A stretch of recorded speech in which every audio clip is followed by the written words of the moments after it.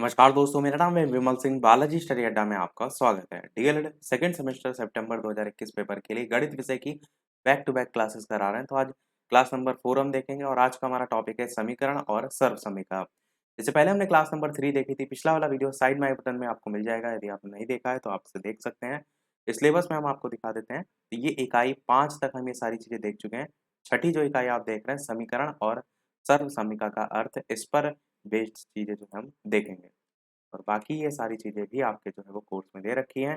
तो चलिए शुरू करते हैं। सबसे पहले बात करते हैं, जो समीकरण है वो होता क्या है?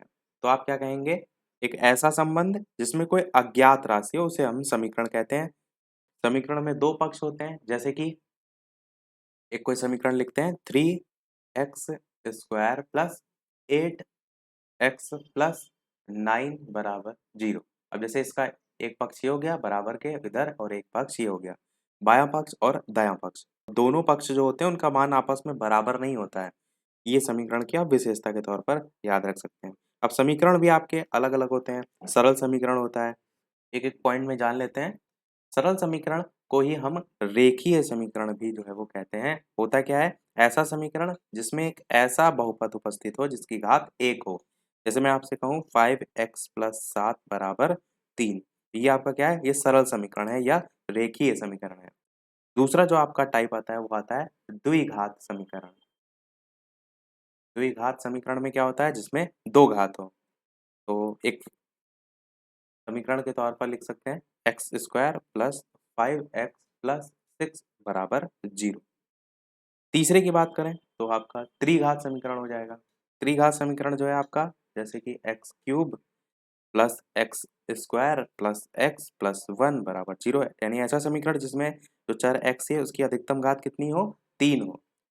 ऐसे ही आपका चौथा अगर हम कहें तो एन घातीय समीकरण।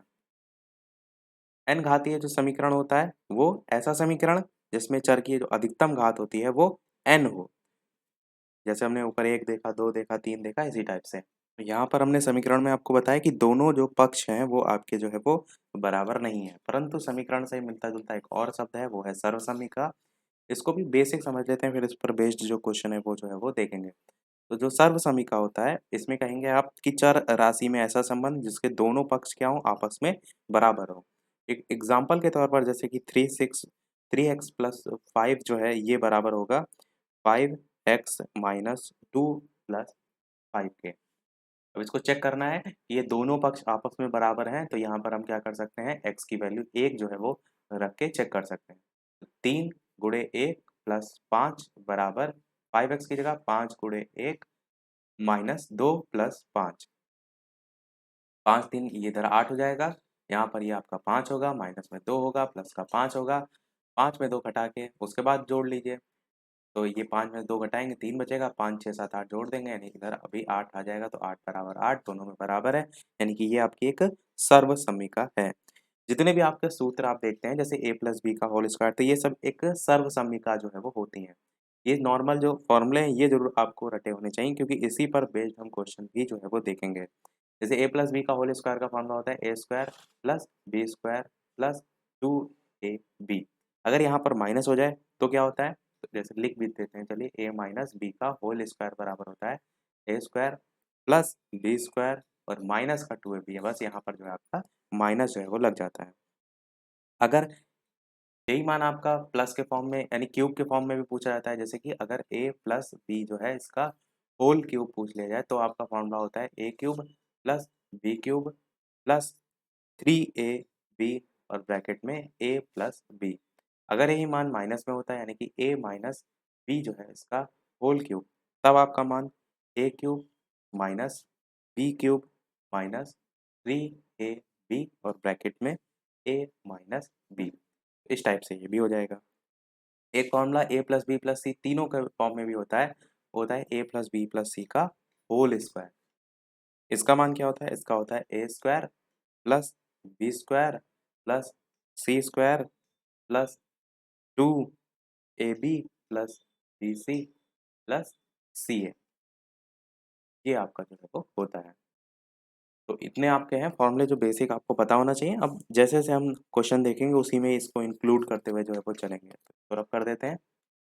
अब देखते हैं जो समीकरण और सर्व समीकरण हमने देखा, इसी पर बेस्ड आपसे डीएलएड के 2016 के पेपर में क्वेश्चन पूछा गया था, उसके बारे में देख लेते हैं। उसमें क्या करना था, समीकरण और सर्व समीकरण को छांटना था। इस टाइप से दो लिखे थे, एक था 2x प्लस 1 बराबर में 2x प्लस 2, एक ये दे रखा था और दूसरा आपको दे रखा था 2x माइनस 1 बराबर में x, और स्टेटमेंट ये लिखा था कि निम्नलिखित में से समीकरण और सर्व समीकरण छांटना है आपको। तो समीकरण मैंने बताया कि दोनों जो पक्ष होंगे वो बराबर नहीं होंगे। अब यहाँ पर जैसे आप x की जगह 1 मान रख के देख लीजिए, या आप ऐसे भी कर सकते हैं कि जो अंदर है मल्टीप्लाइड भी कर सकते हैं। जैसे 2 को x से गुणा करने से अच्छा है आप सीधे 1 मान रख के देख लीजिए। तो 2 1 प्लस 1 करेंगे बराबर में 2 इंटू 1 प्लस 2, इस टाइप से होगा। एक एक जुड़ जाएगा तो 2 होगा, 2 दूना 4 हो जाएगा बराबर में, यहाँ पर देखेंगे तो 2 हो जाएगा और प्लस 2 आपका है तो ये आपका भी 4 हो जाएगा। अब आप चाहें तो यहाँ पर कोई और मान भी रख के देखिए, क्योंकि ये सभी परिस्थितियों में आपका आना चाहिए। अगर हम यहाँ पर 2 रख के देख लेते हैं, या इसको आप इस तरीके से भी देख सकते हैं, 2x अगर अंदर मल्टीप्लाइड करेंगे प्लस 2 और बराबर में, तो 2x प्लस 2 जो है वो है ही है। अब x का मान हम कुछ भी रख लीजिए, जो मान यहाँ रखेंगे वो यहीं रखेंगे क्योंकि ये दोनों ही बराबर हैं। तो जब दोनों मान बराबर होते हैं तो ये आपकी होती है सर्व समीकरण। तो ये आपका पहला हो जाएगा सर्व समीकरण। अब दूसरे को चेक करते हैं। अब यहाँ पर आप क्या कर रखेंगे, सबसे पहले 1 रख के देखिए, तो 2 गुणे 1 माइनस 1 बराबर 1, क्योंकि यहाँ पर ही हमने x का मान 1 रखा है। तो 2 को 1 से गुणा करेंगे तो 2 आएगा, 2 में से 1 घटाएँगे तो यहाँ पर भी 1 आएगा, 1 बराबर 1।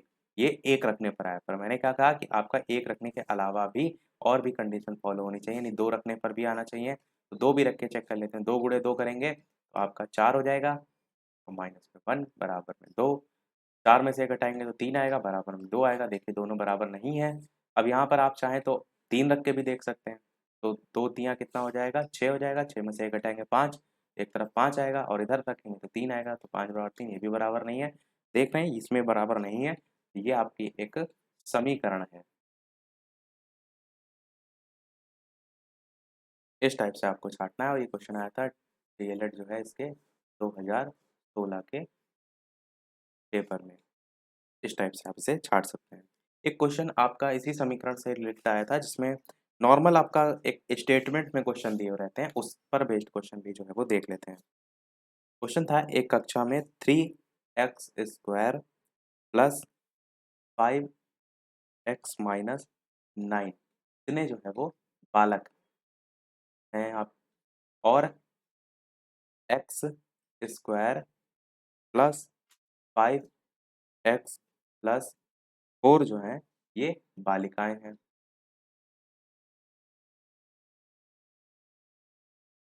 कक्षा में बालक जो हैं उनकी संख्या बालिकाओं की संख्या से कितनी अधिक है, इस टाइप से पूछा गया था और ये क्वेश्चन आया था 2015 के पेपर में, डीएलएड 2015 में। अब देखिए क्या करना है, केवल इतना पूछा है कितनी अधिक है, यानी इनका डिफरेंस सीधे सीधे पूछ लिया गया है।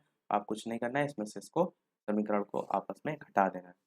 अब समीकरण को घटाने के दो तरीके हैं, एक तो नॉर्मल तरीके से आप यहाँ पर ब्रैकेट लगाएं और अंदर के जो चिन्ह है वो बदल दें, या ऊपर नीचे रख कर भी इस टाइप से सॉल्व कर सकते हैं। नीचे वाला जो प्लस है माइनस में बदल जाएगा, जो प्लस है ये भी माइनस में बदल जाएगा, ये जो प्लस है वो माइनस में बदल जाते हैं, सारे चिन्ह बदल जाते हैं। 3x² में से x² घटाएंगे तो 2x² बचेगा। यहाँ पर 5x प्लस का है, नीचे माइनस का है, तो दोनों कट जाएंगे। यहाँ पर माइनस का 9 है, यहाँ पर माइनस का 4 है, तो माइनस माइनस में वैल्यू जुड़ जाती है, यानी कि माइनस का 13 आपका हो जाएगा। तो आंसर आपका 2x² माइनस 13 जो है वो यहाँ पर सही हो जाएगा। इसी को मैंने क्या कहा, इस तरीके से भी आप लिख के भी कर सकते हैं। अगर आप समीकरण इस टाइप से नहीं कर पाते हैं तो 3x² प्लस 5x माइनस 9 एक ब्रैकेट में लिखिए, माइनस का साइन लगाइए, उसके बाद x² प्लस 5x प्लस 4 इस टाइप से लिखिए। अब हमने बताया कि जो माइनस बाहर होता है ब्रैकेट के, जब ब्रैकेट खुलता है तो अंदर के चिन्ह बदल जाते हैं। ये माइनस यहाँ से जब ब्रैकेट खुलेगा तो ये अंदर वाला जो प्लस है ये माइनस में हो जाएगा, ये जो प्लस है ये माइनस में हो जाएगा, बाकी ब्रैकेट आप हटा सकते हैं। अब यहाँ पर 3x² प्लस का है, यहाँ पर माइनस का है, तो घट जाएगा, तो आपका 2x² आ जाएगा जो ऊपर आंसर लिखा हुआ है। 5x प्लस का है, 5x माइनस का है, कट जाएगा। माइनस का 9 है, माइनस का 4 है, माइनस माइनस में वैल्यू जुड़ती हैं, तो 9 4 13 हो जाएगा, जो कि हमारा ऊपर लिखा हुआ है। आप चाहें तो इस तरीके से कर सकते हैं और आप चाहें तो इस टाइप से भी कर सकते हैं। यहाँ तो जैसे स्टेटमेंट में क्वेश्चन लिखा हुआ है, ये भी आपसे लिख सकता है कि डायरेक्ट एक पद दे रखा होगा, व्यंजक दे रखा होगा और दूसरा व्यंजक दे रखा होगा, उनमें से आपको घटाना होगा। इस टाइप्स का भी एक करके बता देते हैं, जैसे कि लिखा होगा व्यंजक 4x square plus 7x plus 12, ये आपको दे रखा है और लिखा होगा इनमें से जो व्यंजक है वो 2x square plus 6x plus 5, इसको जो है वो घटाइए, ऐसे करके लिखा होगा। अब मैंने बताया नीचे के चिन्ह बदल जाते हैं, ये प्लस में वैल्यू है तो ये माइनस में हो जाएगी, ये प्लस में माइनस में हो जाएगी, ये प्लस है ये माइनस में हो जाएगी। 4x स्क्वायर में से 2x स्क्वायर घटाएंगे तो आपका क्या बचेगा, 2x स्क्वायर बचेगा। 7x में से 6x घट जाएगा तो आपका प्लस का x बचेगा, क्योंकि ऊपर वाली वैल्यू प्लस में है। यहाँ पर प्लस का 12 है, नीचे माइनस का 5 है, घटेगा तो आपका 7 बचेगा, तो 7 आपका यहाँ पर ये वाला जो आंसर है ये जो है वो आ जाएगा। इस टाइप के जो प्रश्न हैं वो बेसिक से आपके कोर्स में दे रखे हैं। इसी में ही एक क्वेश्चन इस टाइप से भी आते हैं कि एक पर्टिकुलर समीकरण दे रखा होगा, उसमें आपको वैल्यू फाइंड करनी होगी, जैसे कि 3n प्लस 4 बराबर 25, यहाँ पर आपसे लिखा होगा कि n की वैल्यू जो है वो बताइए। तो आप क्या करेंगे, 3n को ऐसे रहने देंगे, 4 को बराबर के उधर ले जाएंगे तो 25 में से 4 जाकर घट जाएगा, तो 3n बराबर 25 माइनस 4 यानी कि 21 हो जाएगा। अब n की वैल्यू निकालने के लिए सीधे काट भी ले सकते हैं या बटे में भी ले जाकर काट सकते हैं, तो 3 7 जा 21 यानी कि n की वैल्यू यहाँ पर 7 जो है वो आ जाएगी। यहाँ से जो क्वेश्चन देखने को मिलते हैं अधिकतर जो इसके बाद वाला चैप्टर है रैखिक समीकरण करके, वहाँ से देखने को मिलते हैं। तो हम पहले इसको क्लियर कर देते हैं, उसके बाद इसी में ही और क्वेश्चन रैखिक समीकरण के भी जोड़ के करा देंगे और बाकी फिर जो चैप्टर है वो रैखिक समीकरण नेक्स्ट वाले हम टॉपिक में स्टार्ट करेंगे। एक क्वेश्चन और देखते हैं जो कि आपका 2016 के पेपर में आया था, x minus 2y। Previous year बहुत जरूरी है, मैंने पहले ही आपसे कहा है कि उससे एक अंदाजा आपको लग जाता है कि किस टाइप के क्वेश्चन जो है आपसे पूछे जा चुके हैं और पूछे जा सकते हैं। 3y minus x minus 3x minus 2y। साथ ही साथ वीडियो पसंद आ रहा हो, चीज़ें समझ आ रही हो तो लाइक सभी लोग अवश्य करते रहिएगा। इसी प्रकार हम आपके लिए पेपर की अंतिम तारीख तक अच्छे से अच्छे प्रश्न प्रोवाइड कराते हैं, तो आप सभी का लाइक और लोगों के साथ शेयर, ये 2 काम करते रहिएगा। ये क्वेश्चन आपका कब आया था? क्वेश्चन आया था डीएलएड के 2016 के पेपर में। तो इसको सॉल्व करते हैं। x माइनस 2y यहाँ पर है, प्लस में ही सारी प्लस और माइनस में वैल्यू, तो हम क्या करते हैं ब्रैकेट को सबसे पहले खोल लेते हैं।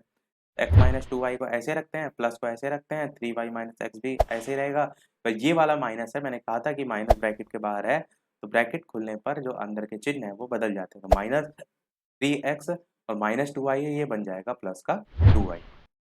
यहाँ पर प्लस माइनस का 2y है, यहाँ पर प्लस का 2y है, कट जाएगा। यहाँ पर देखिए x है और यहाँ पर माइनस का x है, तो ये दोनों x भी आपके कट जाएंगे। ये वाला x प्लस माइनस का, ये प्लस का है, बचा क्या, प्लस का 3y और माइनस का 3x, तो क्या बचा 3y माइनस 3x। अब इसको हम और क्या सॉल्व कर सकते हैं, 3 यहाँ से कॉमन ले सकते हैं।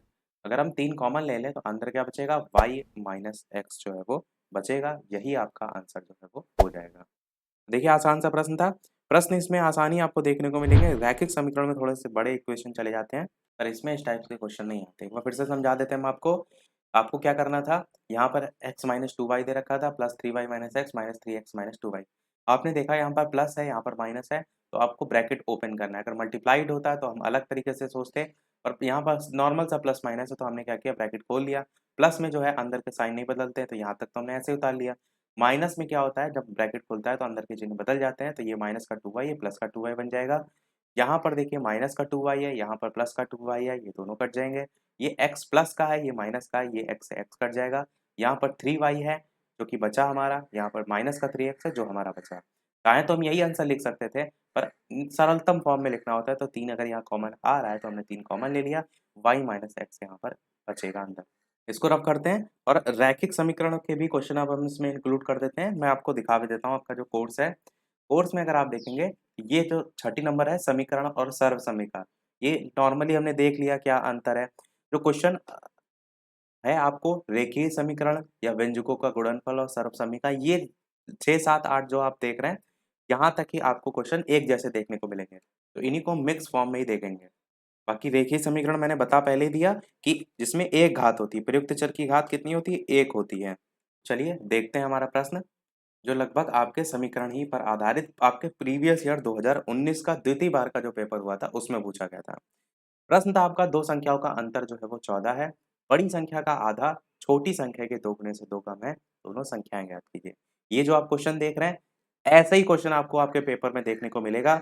ये आप मत सोचिएगा कि एक समीकरण से दूसरे समीकरण को घटाना आपसे पूछ लिया जाएगा, जोड़ना पूछ लिया जाएगा। वो एक टाइम था पहले क्वेश्चन आते थे। अब जो आपके पेपर लेटेस्ट में बन रहे हैं, उसमें इस टाइप के क्वेश्चन ये थोड़े कॉम्पिटिटिव लेवल वाले क्वेश्चन होते हैं, ऐसे आते हैं। तो देखिए, कह रहा है 2 संख्याओं का अंतर है, तो 2 संख्याएँ सबसे पहले आपको माननी पड़ेगी। मान लीजिए बड़ी संख्या x है, यहाँ पे लिखा है ना बड़ी संख्या और जो छोटी संख्या है उसको हमने मान लिया y है।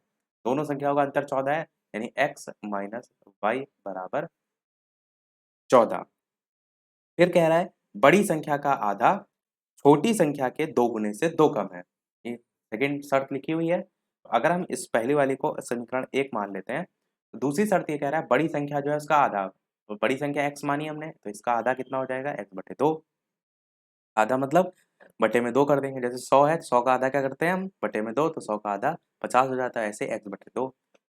बड़ी संख्या का आधा छोटी संख्या का दोगुना, तो छोटी संख्या y हमने मानी है और छोटी संख्या जो है इसका दुगुना करेंगे तो 2y हो जाएगा। तो क्या हो जाएगा? 2y। तो कह रहा है बड़ी संख्या का आधा छोटी संख्या के 2 गुने से 2 कम है, यानी ये किसके बराबर हो रहा है? इसके 2 कम के बराबर हो रहा है। इस चीज़ को समझिए, बड़ी संख्या का आधा यानी x बटे 2, छोटी संख्या का दोगुना यानी 2 गुणे y, y जो है हमारी छोटी संख्या है, तो 2y और उससे 2 कम है यानी माइनस में 2। तो ये हमारा समीकरण बन गया। ये हमारा समीकरण को हम सॉल्व भी कर सकते हैं, तिर्यक गुणा करके। x को ऐसे रहने देते हैं, बराबर ये 2 जो है उधर मल्टीप्लाइड कर देते हैं, तो 2 टू द 4y माइनस में 4। अब x का जो मान ऊपर है, पहला वाला समीकरण उसमें हम रख सकते हैं। ये हमें x का मान जो प्राप्त हुआ है, इसको आप चाहें तो समीकरण 2 भी मान सकते हैं। तो ये भी लिख सकते हैं 2 का मान 1 में रखने पर या सीधे-सीधे x का मान इसमें रखने पर।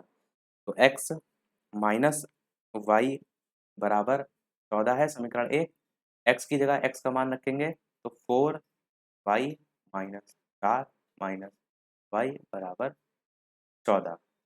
अब यहाँ पर 4y है, यहाँ पर माइनस का y है, 4y में से एक y घट जाएगा, तो कितना बचेगा? 3y बचेगा। ये वाला y जो है इसमें से घट के कितना बचेगा? 3y बचेगा। 3y माइनस 4 बराबर 14 के हो जाएगा। अब यहाँ पर माइनस का 4 है, ये बराबर के उधर जाएगा, तो प्लस में 4 हो जाएगा। यहाँ से हट के उधर जाएगा, प्लस में हो जाएगा। तो 3y जो है इसकी वैल्यू क्या हो जाएगी? 14 + 4 यानी 14 और 4 जोड़ के 18 हो जाएगा। तो यहाँ से आपकी वैल्यू 18 आपको प्राप्त होगी। 3y की वैल्यू अगर 18 है तो y की वैल्यू क्या है? 3 6 जा 18 होता है, यानी कि y की वैल्यू आपकी 6 आपको प्राप्त हो गई। अब y का हमें मान पता चल गया, ये मान आपका क्या है? इस छोटी संख्या का है। प्रश्न में हमने छोटी संख्या y को माना था। बड़ी संख्या का निकालने के लिए y का मान आप समीकरण 1 में रख दीजिए, तो आपका x का मान भी निकल के आ जाएगा। इसको भी रख देते हैं, चलिए यहीं लिख के दिखा देते हैं। तो x जो है इसको ऐसे रहने दीजिए, y की जगह हम माइनस का 6 रख देते हैं। 6 रखा है हमने और y तो माइनस तो पहले से ही लगा था और बराबर पे जो है वो 14। x माइनस 6 बराबर 14 है, तो 6 उधर जाएगा प्लस में हो जाएगा, तो उधर जाके जुड़ जाएगा 14 + 6। 14 और 6 कितना होता है? 20 होता है, यानी x की वैल्यू यहाँ से 20 आपको जो है वो प्राप्त हो जाएगी। दोनों ही आपको वैल्यू पता चल गई, यानी बड़ी संख्या आपकी 20 है और जो छोटी संख्या है वो आपकी 6 है। ये आपका आया था, सोचिए डीएलएड 2019 के द्वितीय बार का जो पेपर हुआ था उसमें। चलिए एक प्रश्न और देख लेते हैं, इसके बाद हम एक प्रश्न लास्ट में हम आपसे ही पूछेंगे, क्योंकि जो बाकी हमारे प्रश्न होंगे फिर हम वो नेक्स्ट वाला जो रैखिक समीकरण है उसमें क्वेश्चन जो है वो कराएंगे। तो चलिए देखते हैं हमारा इस वीडियो का लास्ट प्रश्न। ये जो सभी प्रश्न आप देख रहे हैं सब आपके डीएलएड के देखिए पूर्व के वर्षों में पूछे गए हैं और इस चैप्टर के नहीं है, सब मिसलेनियस क्वेश्चन हम करा रहे हैं, पर एक ही टाइप के हैं, इसीलिए हम एक साथ जो है हम इनको देख रहे हैं। प्रश्न आपका बहुत अच्छा ही है। एक न्याय पंचायत में 3x + 2 ग्राम सभाएं हैं। प्रत्येक ग्राम सभा में इतने जो है मतदाता यानी x² + 3x + 6। यदि x का मान भी दे रखा है तो मतदाताओं की संख्या आपसे पूछी गई है। अब आप ये सोचिए, एक न्याय पंचायत में इतनी टोटल ग्राम सभाएं हैं आपकी 3x + 2 और प्रत्येक ग्राम सभा में मतदाता भी हैं। कहने का मतलब है इसका कुछ इस टाइप से, जैसे हम आपसे कहें कि एक गांव है जिसमें 100 जो है वो घर हैं। ऐसे लिखा है ना, एक न्याय पंचायत में इतनी ग्राम सभाएं हैं और ये कह रहा है प्रत्येक ग्राम सभा में, और जो ये 100 घर हैं इस प्रत्येक घर में आपके 10 लोग रहते हैं। अब हम आपसे कहें टोटल कितने लोग रहते हैं तो आप कैसे निकालेंगे? ऊपर भी यही चीज़ थी, प्रत्येक ग्राम सभा में इतने हैं, तो कुल मतदाता हैं, कैसे निकालेंगे? आप कहेंगे कि 100 को 10 से आप गुणा करेंगे। अगर आप जोड़ देंगे 110 आ जाएगा। क्या ये टोटल मतदाता निकलेंगे? प्रत्येक में रह रहे हैं ना, यानी जो 100 है, इसका जो पहला घर होगा उसमें भी 10 लोग रह रहे हैं, दूसरे में भी 10 रह रहे हैं, तीसरे में भी 10, चौथे में भी 10, पाँचवें में भी 10, ऐसे ही 100वें घर तक 10-10, 10-10 रह रहे हैं। तो ऐसे स्थिति में टोटल कितने लोग हैं वो निकालने के लिए हम जो टोटल घर हैं उनमें से 100 10 को गुणा कर दें तो हमें टोटल 10 100 गुणे 10 1000 पता चल जाएगा कि 1000 लोग हैं। सेम कंडीशन यहाँ पर भी है। एक न्याय पंचायत में 3x+2 ग्राम सभाएं हैं और यही यहाँ पर भी कह रहा है कि प्रत्येक ग्राम सभा में इतने मतदाता हैं। तो यहाँ पर भी टोटल निकालने के लिए हम क्या करेंगे? बिल्कुल आपने सही सोचा है, मल्टीप्लाई करेंगे। x² plus 3x plus 6। अब मल्टीप्लाई करते हैं तो 3x जो सबसे पहली वैल्यू है इसको हम पहले अंदर पूरा गुणा करेंगे। तो 3x को अगर एक्स स्क्वायर से गुणा करेंगे तो 3x को एक्स स्क्वायर से गुणा करेंगे तो क्या आ जाएगा 3 और x यहाँ पर पहले से ही है एक्स स्क्वायर और है तो x की घात 3 हो जाएगी। फिर 3x को आप 3x से गुणा करेंगे तो प्लस 3 को 3 से गुणा करेंगे। देखिए ऐसी स्थिति में गुणा क्या करना है आपको, संख्या को संख्या से गुणा करेंगे तो 3 को 3 से गुणा करेंगे तो 9 आएगा और x को x से गुणा करेंगे तो एक्स स्क्वायर आएगा। 3x को फिर 6 से भी गुणा करेंगे तो प्लस का साइन लगा दीजिए, संख्या केवल गुणा होगी 6 तियां 18 हो जाएगा और x आपका 3x के साथ था वो ऐसे ही आ जाएगा। प्लस का साइन लगाएंगे। अब 2 को इसी प्रकार से पूरा अंदर एक एक करके सभी से गुणा करेंगे। 2 को x से गुणा करेंगे तो 2x स्क्वायर आ जाएगा प्लस 2 को 3x से गुणा करेंगे तो 2 3 जा 6x आ जाएगा और 2 को 6 से गुणा करेंगे तो 6 दूना 12 आ जाएगा। जिस टाइप से आपका गुणा करने पर जो है वो आएगा। अब हम जो जो घाते हैं जैसे स्क्वायर के फॉर्म में उनको एक साथ जोड़ लेते हैं, जो क्यूब के उसको नहीं जोड़ेंगे उसको अलग रखेंगे। तो हम 3x क्यूब को अलग लिख लेते हैं प्लस 9x स्क्वायर, देखिए स्क्वायर वाली वैल्यू ये है, स्क्वायर वाली ये है, तो 2x स्क्वायर जो है ये आपका 9x स्क्वायर से अगर जुड़ जाएगा तो 9 10 11 11x स्क्वायर आपका बन जाएगा। ऐसे ही x में वैल्यू देखिए तो 18x है और यहाँ पर 6x है, 18 में 6 जोड़ देंगे तो आपका 24x हो जाएगा और संख्या में क्या बचा, केवल और केवल 12 जो है आपका बचा। तो ये आपका मान आएगा समीकरण को गुणा करने पर। तो प्रश्न में एक शर्त ये भी दे रखी है कि x का मान यदि आपको 2 दे रखा है तब मतदाताओं की संख्या निकालिए। तो कहने का मतलब ये जो आपका मान आया है इसकी जगह आपको 2 जो है वो x की जगह जो है वो 2 जो है वो रखना होगा। अब रख भी लेते हैं। तो अगर x क्यूब है तो यहाँ पर कितना का हो जाएगा क्यूब, 2 का क्यूब जो है वो हो जाएगा। 11 x का क्यूब स्क्वायर है यहाँ यानी कि 2 का स्क्वायर हो जाएगा और 24x है यानी कि 24 गुणे 2 हो जाएगा और प्लस 12 है। 2 का क्यूब करेंगे 2 2 जा 4 2 जा 8 यानी कि यहाँ पर इस क्यूब करने पर 8 आएगा। 2 का स्क्वायर करेंगे तो यहाँ पर जो है वो 4 आएगा और यहाँ पर जो है ऐसा नहीं है तो 24 दूना कितना हो जाएगा 48 हो जाएगा। अब 8 3 जा यहाँ भी गुणा कर दीजिए तो 24 हो जाएगा। यहाँ पर 11 को 4 से गुणा करेंगे तो 44 होगा और 48 प्लस 12, अब चारों को जोड़ लेते हैं वही हमारा आंसर हो जाएगा। तो जोड़ने पर 128 आपका यहाँ पर आएगा, ये आपका आंसर हो जाएगा। तो ये आपका प्रश्न था, प्रश्न बिल्कुल कठिन नहीं था। अब एक प्रश्न हम आपसे भी पूछ लेते हैं, जैसा आपने 2019 में यहाँ क्वेश्चन देखा, सेम ऐसा ही क्वेश्चन पहले भी 2016 में भी आपका आया था। तो इसीलिए प्रीवियस ईयर लगाना इंपॉर्टेंट होते हैं, क्योंकि अगर आप 2016 में लगा के वाला पेपर लगा के गए होंगे तो 2019 वाले पेपर में आपको हेल्प मिली होगी। केवल और केवल वैल्यू चेंज थी, जैसे यहाँ पर 3x+2 है तो वहाँ पर वैल्यू चेंज थी, यहाँ पर x का मान 2 दे रखा है, वहाँ पर भी चेंज है।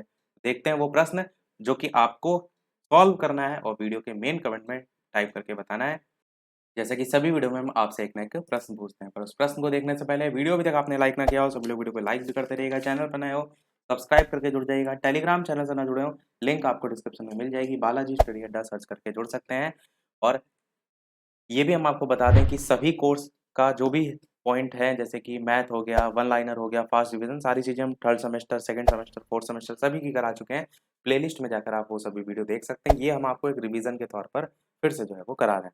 तो प्रश्न आपका है जिसको आपको सॉल्व करना है कि एक न्याय पंचायत में 2x+3 ग्राम सभाएं हैं, प्रत्येक ग्राम सभा में x² + 5x + 6 जो है वो नलकूप है।